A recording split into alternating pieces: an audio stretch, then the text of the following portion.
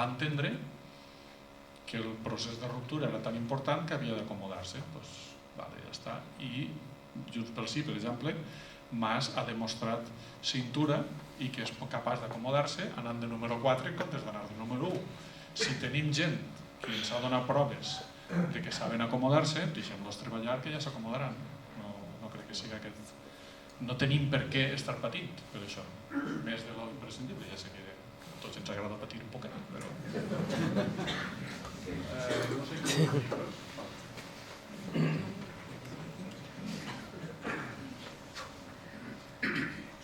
Hola, bona nit. Jo voldria comentar que em sembla que hem fet un acte únic al món, tu ja m'ho diràs, que és separar-nos d'un estat que quasi la meitat de la població de Catalunya és originari d'aquest estat.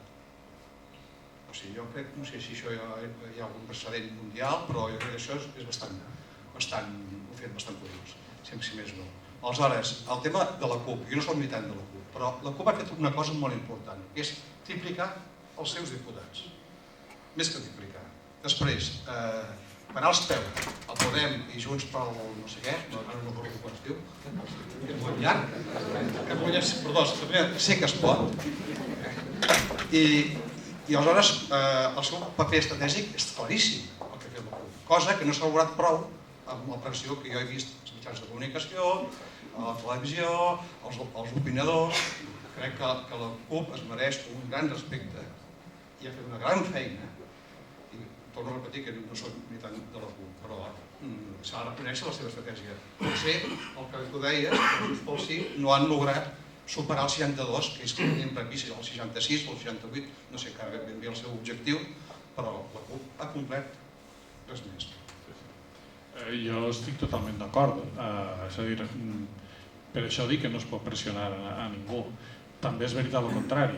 És a dir, també tenim una altra situació en la qual n'hi havia una muntanya de vots de Convergència i Unió que no eren independentistes i la immensa majoria ha votat independentista. És a dir, la CUP ha portat molts vots, però Convergència també, perquè ha transformat els vots que no eren independentistes en vots independentistes. Jo crec que tots han fet el que tenien que fer. Jo n'hi ha una cosa que estic molt content d'aquesta campanya. Hi ha hagut una mica de mala sort, una mica. N'hi ha hagut dos escons, una a Girona i una a Barcelona, que han fallat en l'últim minut, per sort, per mala sort, i se n'han anat. Això pot passar perfectament. Però hem superat el llistó per un costat i per un altre crec que n'hi ha una cosa que com a país hem d'apreciar i hem de donar les gràcies, que és que aquesta vegada ningú s'ha escaquejat, no s'ha quedat res en la banqueta i s'ha posat tota la carn al foc. En això estem d'acord. Les dues campanyes han sigut perfectes. Aquí tothom ha donat tot el que tenia, tothom s'ha mullat i no n'hi ha hagut ningú que digués aquest ara què vol. No. Tant la de Junts pel Sí com la de la CUP han sigut dues campanyes impecables i en les quals s'han volcat i no han fet reserva de res. Això és molt important. Això és molt important. Ara comença la política.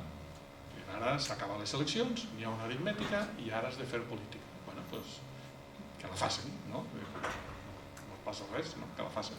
Respecte a la primera part de la pregunta, no és cert, n'hi ha precedents. Primera, tècnicament parlant, nosaltres encara som espanyols. Per tant, la divisió entre uns i altres és molt complicada de fer perquè si l'has de fer per origen de naixement, per exemple, jo soc espanyol. Per tant, és complicat. Però no és tan estrany, per exemple, n'hi ha un cas molt evident i que a més es dona lliçons, que és el de Letònia.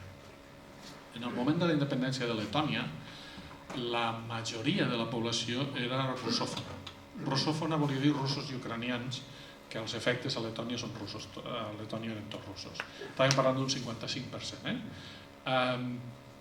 La cosa molt interessant és que 20 anys després ha guanyat Ciutadans, ha guanyat el partit dels russos, el partit que en el moment de la independència s'oposava a la independència. I quan ha arribat al poder 20 anys després ja no ha volgut saber res de tornar a Rússia, perquè ja és evident que viuen millor com a ciutadans independents letons. I fins i tot l'únic error que van cometre li han donat una lliçó als propis russos. Quan aquest partit va arribar al poder va fer un referèndum l'any passat perquè el rus també fos llengua oficial a Letònia. I el resultat va ser molt interessant, va perdre. Lo interessant del resultat va ser que en les zones on la població era letona de llengua van quedar empatats, i en les zones on la població era russa de llengua van perdre. És a dir, els russos van ser els que van dir no volem el rus de llengua oficial. Per què? Perquè, òbviament, i això jo vaig parlar amb gent d'allà que m'ho explicava, l'avi rus és rus i es morirà rus, no pot fer res, i no li passa res, però el seu net és letó, i com que és letó viu millor, i per tant no li va fer una putada al net. I per tant sí que n'hi ha exemples molt interessants d'això que nosaltres també hem fet i que té un mèrit molt gran. Jo crec que nosaltres el mèrit que té, sobretot la tasca de suma té d'haver aconseguit apartar la imatge de que això és un problema ètnic i convertir-lo en un problema democràtic. Jo crec que això, ostres, això mereix un reconeixement molt alt i molt gran. Hola, bona nit. El govern espanyol vol inhabilitar amb el Mas, no? Bé, ho acabarà aconseguint la pressió o la capacitat de manipular la justícia d'aquest país. Des del teu punt de vista, en positiu o negatiu, què ens pot significar això? Bueno, és una de les coses que dic que sempre podem confiar en Espanya, perquè, clar, això és benzina pel procés independentista. Això, o sigui, no n'hi ha ningú sensat que puga pensar que això té cap sentit, no? Fins i tot el Villarejo i xutxes com aquest, que diguem sempre s'han distingit per la seva animadversió contra el catalanisme, s'han expressat públicament dient que això és una barbaritat. L'audiència de Barcelona massivament ha dit que això és una barbaritat. Hem de recordar que hem arribat a la situació actual després de que van fer dimitir el president de l'audiència des de Madrid. És a dir, no només és contra Mas, és que han violentat la pròpia carrera judicial catalana, no? Què passarà aquí? Bueno, a veure, de moment el president Mas i les dues conselleres només van a fer una declaració, això hem d'aclarir-ho, no van a judici el dia 15, només van a fer una declaració. Però, evidentment, això, sobretot des del punt de vista internacional, és incomprensible. Quin delicte ha fet el president de la Generalitat? Mire vostè, posar urnes, això no n'hi ha Déu, ningú ho pot entendre, no es pot entendre, no? En aquest esquema que jo explicava abans de Brioni, en què comencen a haver cada vegada més veus dient escolta, però què està fent Espanya? Això pot ser un detonant molt gran. Perquè, clar, jo legalment, per lo que m'expliquen a mi, jo no soc advocat, per lo que m'expliquen a mi, és molt difícil que s'arribara, primera, tardarà temps, això no passarà el mes que ve, però seria molt difícil arribar a les conseqüències de portar-lo a presó, que això ja seria el colmo, no? I es veu que és gairebé impossible que això passi perquè no n'hi ha base jurídica per fer-ho. Tots sabem com funciona la justícia espanyola, però no n'hi ha base jurídica per fer-ho. Si això passés, el conflicte internacional seria monumental. Això supera els límits de lo que es pot plantejar a nivell europeu, no? I aquí s'ha de recordar que Espanya ens amenaça amb el 155, però nosaltres es podem amenaçar amb l'article 8. L'article 8 del Tractat de la Unió Europea diu que es pot suspendre la pertanyença d'un estat a la Unió Europea si actua antidemocràticament, i de fet s'ha amenaçat 4 vegades amb l'article 8, una a França, no estem parlant de... no és allò de... no, hem amenaçat a Eslovàquia, no. La primera vegada que es va usar l'article 8, tots recordaran quan França va... Sarkozy, l'amic de García Albiol, va intentar extraditar els gitanos romanesos, i aleshores la Unió Europea va dir alto, això vostè no ho pot fer, i va parar l'extradició. És a dir, va parar perquè la Unió Europea li va amenaçar, si no para, se'n va de la Unió Europea. Clar, aquí jo crec que n'hi ha 2 o 3 coses. A veure, no ens podem fiar massa de la Unió Europea, s'han comportat fatal. No amb nosaltres, n'hi ha gent que diu que la Unió Europea s'està comportant molt malament. No, és que la Unió Europea són molt rucs. Ho han fet mal amb nosaltres, ho han fet mal amb els refugiats, ho han fet mal... La Unió Europea està en un moment molt dolent i els que manen són molt dolents en el sentit de maldestres, i estan fent-ho fatal.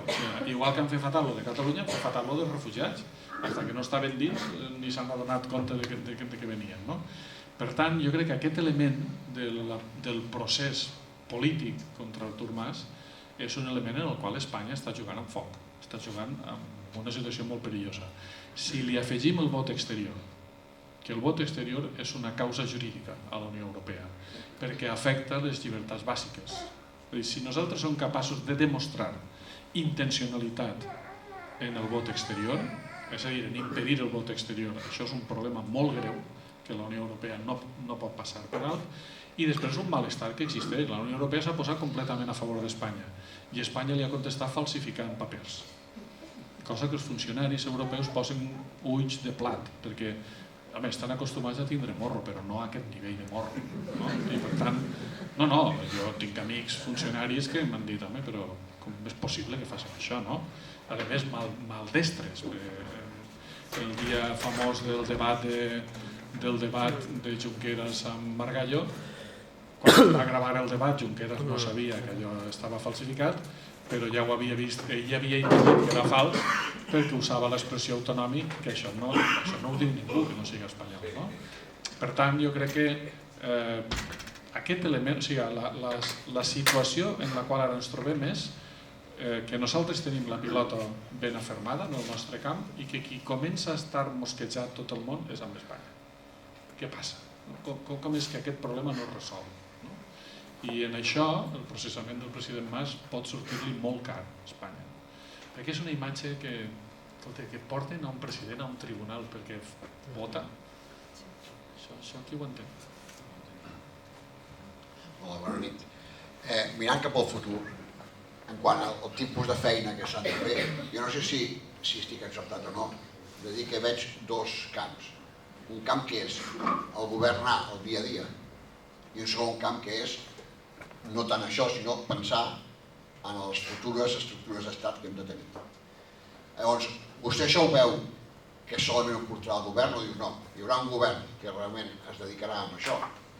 Hi haurà llavors una comissió o un grup o el que sigui, del qual segurament alguns del govern, el propi president del govern o que sigui, podrà formar part, però que seran dues feines col·laterals, que seran ensalmades, però amb dos tarannars diferents. Això seria la primera pregunta. I la segona, respecte a aquestes estructures d'estat i amb la feina que ja s'ha fet, quina és la seva avaluació? És a dir, com estem d'avançats amb aquests estudis previs que hi ha hagut sobre les estructures d'estat?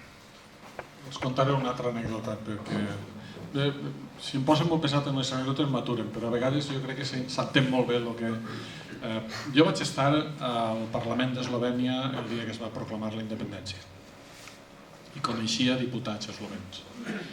I un dels que coneixia, en un moment determinat, me'l troba en una taula en companyia de 4 persones més. No sabia què estaven fent i m'acosta a preguntar què esteu fent. I aquell es queda mirant-me i amb careta de pena el pobre home diu és que acabem d'adonar que no tenim bandera. La bandera iugoslava d'Eslovènia no valia, evidentment, era una bandera roja. La bandera tradicional d'Eslovènia era la mateixa que de Sèrbia i per tant algú de sobte va dir tios que no tenim bandera i es van posar a dibuixar, els va quedar bastant bé per cert, van fer un bon disseny. Què vull dir amb això? Nosaltres estem obsessionats amb les estructures d'estat. No n'hi ha cap país del món que hagi arribat a la independència més ben preparat que nosaltres. Si vostès agafen el llibre blanc de la transició nacional i agafen el llibre blanc dels escocesos, el llibre blanc dels escocesos és un tebeo. És un tebeo. El llibre blanc de la transició nacional, aquelles 2.500 pàgines, ho expliquen tot. Jo me l'he llegit sencer. Em sembla que amb el Carles Viderpí Sunyer i jo som els dos únics que ens l'hem llegit sencer. No, va haver un moment que me vaig saltar 2 pàgines perquè explicava on estaven les claus dels pantans. Vaig pensar que no calia que ho sapigués jo. Podia dormir sense saber on estava. Però és que arriba a aquest nivell de detall. Està penjat a la web, baixa'ns-el. Respostes a tot. Està explicat tot. Escolta, com farem funcionar les centrals nuclears? A on es compren les varilles de no sé què que fan servir a les centrals nuclears? Allà ho poso. I nosaltres ho tenim tot absolutament preparat. Però cap país del món, quan s'independitza, ho té tot en marxa.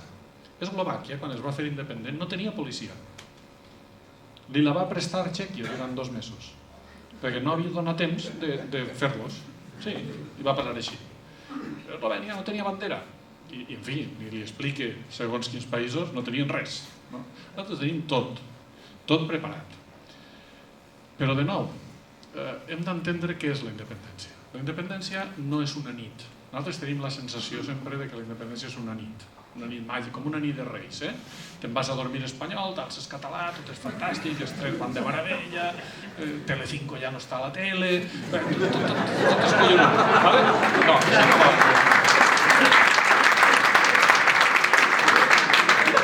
però això no funciona així. Això no funciona així. La independència és un procés. I perquè és un procés, entra fàcil. Aquesta és la raó per la qual ningú torna. Sempre diuen, ningú que s'ha fet independent ha tornat. No, perquè el procés és suau. I quan ja estàs al final, penses jo, per què tinc que tornar? La independència, de fet, ja ha començat. La independència de Catalunya ja ha començat. No estem preparant la independència, l'estem fent ja. I ja n'hi ha coses que han canviat. Per exemple, el 9-N és un exercici d'independència claríssim, etc. Què passa enmig d'això? Que n'hi ha un període de transició com una mica gris que no saps exactament què passa. Ho explica gràficament amb el famós tema de l'autoritat dels impostos. Com es diu això? L'autoritat tributària. Escolta, tots els països que s'han fet independents, tots, el primer any n'hi ha hagut un 30 o un 40% del país que no ha pagat. Perquè estan en contra? No, però veure si cola. No, però és així. Escolta, és que clar, n'hi ha un dia que t'arriba una carta que diu, escolta, a partir de demà ens ha de pagar a nosaltres i no ha de pagar a aquells. I la gent diu, ui, quin dia diu, mira, no paga, a veure si cola. Però tots, ha passat en tots.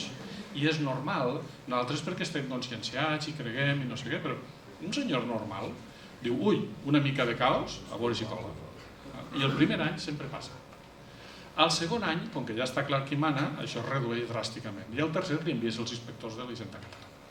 I s'acaba la broma. Però nosaltres hem de comptar amb que hi haurà un període en el qual no tindrem el control al 100% del país. Ara hem de tindre el control bàsic del país. Hem de governar el país. Coses, per exemple, a Estònia. A Estònia, la Unió Soviètica reconeix la independència d'Estònia al 92. L'últim tanc soviètic se'n va d'Estònia al 99. Què hi feien? Ningú ho sabia. Tu anaves a Estònia i de sobte passava un tanc soviètic. On van aquests? Mira, cremant benzina. Estònia què va fer? Va ser llesta, no va muntar una guerra per això. I es cansaran de cremar benzina. Efectivament, l'any 99 se'n van anar. I ja no han tornat ni tornaran. Però aquest període, aquesta transició existeix. Per a aquesta transició estem perfectament preparats. Perfectament. Ho tenim tot fet. Tot. Entre altres coses perquè les coses més difícils les tenim fetes d'abans. Nosaltres som molt crítics amb l'autonomia, però l'autonomia ha bastit un quasi estat. No és el mateix fer la independència controlant la policia que tenir la Guàrdia Civil aquí. Això estarem tots d'acord, no? No és el mateix fer la independència quan tu tens escoles i hospitals que depenen de tu ja. És a dir, el dia a dia del país ja ho tenim. Hem de fer poquetes coses, molt poquetes. La principal segurament són els impostos, però poquetes coses més. No es pensa que necessitem fer moltes més coses més. Per tant, la meva valoració sobre en quin punt estem molt millor que cap estat que hagi proclamat la independència els últims 30 anys, molt més preparats que ningú. Com reaccionarà Espanya? Ja ho veurem. Ja ens ho trobarem i ja farem el que tinguem que fer. N'hi ha un element que és molt important d'entendre. Jo sé que és una mica bèstia el que explicaré ara, però és molt important entendre'l perquè és el que dona la clau final del procés. Espanya, és a dir, la voluntat d'independència dels catalans no és nova. Sempre n'hi ha hagut intents d'independitzar-nos i sempre els han aturat de la mateixa manera, amb els tancs. Ho van fer el 36, alerta, ho van fer el 81, els tancs de Tejero a València, que no es vaig cascar jo, eren per fer la loapa, o es penseu que la loapa va caure del cel. Però ells ho van fer sempre. Quin problema té Espanya ara? Un de molt simple, que no té exèrcit. Ja, xaval, t'has desarmat tu sol. Quan Espanya decideix que la mili no és obligatòria, ja no té soldats per fer servir l'exèrcit com a força policial. I per tant, l'arma que tenia sempre la perd. I per tant, nosaltres tenim el camí lliure. Sí, forma part de l'OTAN i no el deixarien. Sí, forma part d'Europa i no el deixarien. Jo preferís confiar en l'altre. No tenen soldats. I com que no tenen soldats, no poden fer res. La prova evident, i la prova indispensable, i si algú encara té por, repetiu-lo 15 vegades, és i què faran en el moment en què plantem cara, desobeïm i no sé què? El que van fer el 10N? Res. Perquè no poden fer res. No poden fer res. Són impotents davant la decisió col·lectiva del nostre poble. No tenen l'arma que els ha salvat sempre. I per tant, que el 10N no va passar res. Però de nou, no va passar res perquè nosaltres no vam voler. Perquè ells no van poder fer res. I això és la clau. Ells no poden fer res. Ahí està tot. La clau de tot. La clau, una de les claus de l'èxit és que ells no poden fer res. Hola. Bueno, un comentario de lo que decía usted, creo. El día justo antes de las elecciones, yo hablaba con un amigo que estuvo haciendo campaña por Cataluña Sí que Spot hasta las 10 de la noche, todo. Hablamos por teléfono tipo 11 de la noche. Me dice, no sé, mañana me levanto y capaz que voto por la CUP. O sea, la CUP, y está mal que lo diga, yo ser el cuarto regidor de la CUP Proceso Constituyente en el pueblo, pero bueno. Es un poco autopropaganda. Pero bueno, lo que sí les quería comentar, el tema central, era que nos hemos olvidado de algo. Y es del 1.080.000 catalanes que no han votado en esta elección. El 15% de la población catalana que vive y trabaja en Cataluña y que nacieron en Pakistán, nacieron en Ecuador, nacieron en Colombia, no han votado en estas elecciones. Cuando hablaba con los compañeros de Pakistán, de Ecuador, de Marruecos, les preguntaba, ¿tú qué quieres? ¿Qué prefieres? ¿Esperar la nacionalidad española durante 10 años, hacer todos los trámites, o ser catalán del nuevo Estado catalán? ¡Hombre! ¡Catalán! Y el tema está resuelto por la nacionalidad de venida. Entonces, faltaron muchos en este plebiscito. Sí, això és cert. I aquí entrem en la part més interessant, vostè ho ha mig preguntat abans, que és que ara, el més important és que ara hem de fer la Constitució de la República. I ahir anem a definir, a grans trets, jo no soc partidari de fer una Constitució com l'espanyola, que després no es pot canviar i que està plena de detallets, però les grans proclames les hem de fer en aquesta Constitució. I un dels temes és aquest. Nosaltres som una nació oberta. Com diu molt ben Junqueras, som una nació que no pregunta d'on vens, sinó on vols anar. I això és el que hem de proclamar en la Constitució. I a partir d'ahir trobar les fórmules que arreglen situacions com les que el company comentava. Hola, bona nit. Mira, jo volia fer-te dues preguntes. La primera és que ha sortit arrel d'una conversa que teníem amb un company aquí, és si haguéssim tret majoria absoluta, 68, parteixo d'una suposició, lògicament el pla de ruta, el full de ruta hagués estat claríssim i haguéssim desconnectat totalment del que és l'estat espanyol. Llavors, en aquest sentit, crec que podríem seguir tranquil·lament el pla de ruta sense veure què carai passarà en aquestes eleccions del desembre que es faran a l'estat espanyol. Aquesta seria la primera pregunta. Perquè ara sembla que ens ha agafat por i molta gent es pregunta, bueno, esperem aviam què passarà a les eleccions espanyoles. No, perdona, nosaltres tenim un full de ruta que el seguirem. Nosaltres hem desconnectat. Això vull saber la teva opinió. I la segona pregunta és perquè ens facis pujar una mica l'ànima, tots una mica, referent a lo que és l'àrea metropolitana, que jo he estat amb altres companys a l'assemblea lluitant molt i veig que no ens hem sortit perquè sense fer cap esforç pràcticament Ciutadans a guanyar en llocs que representa que la ciutadania és més pobra o passa més necessitat, ha sigut capaç de canviar el vot del que havia sigut el feudo, per dir-ho d'alguna manera, del PSC, d'Iniciativa, ha canviat el vot radicalment i s'ha anat amb un partit pro-falangista, podríem dir. És incomprensible. Llavors, aquí a nosaltres, perquè ens pugis, com deia, una mica l'ànim, ens hem trobat que nosaltres hem fet molta feina, hem estat a Badia, sobretot el grup meu, la Xirca ho sap, aquí, que hem estat molt treballant a Badia, a Vallès i a Barberà del Vallès, i veig altra gent que sense fer feina, per exemple, a Rubí, va i et guanya Ciutadans, com aquell que vaja, sense despentinar-se, quasi bé podríem dir. I això és una mica... Voldria saber el teu parer. Parlem de Ciutadans. A veure, primera, una dada que, a veure si també l'oblidem. Mai en la història de les eleccions autonòmiques catalanes, mai un partit havia guanyat en totes les comarques de Catalunya. I ara ha passat. I aquest partit es diu Junts pel Sí, que ha guanyat el Baix Llobregat. Poca broma. Poca broma. És a dir, si fa 3 anys algú ve i ens explica l'independentisme guanyarà les eleccions al Baix Llobregat, què haguereu pensat? Doncs ha passat, ha guanyat. El fenomen Ciutadans jo crec que respon a molts factors.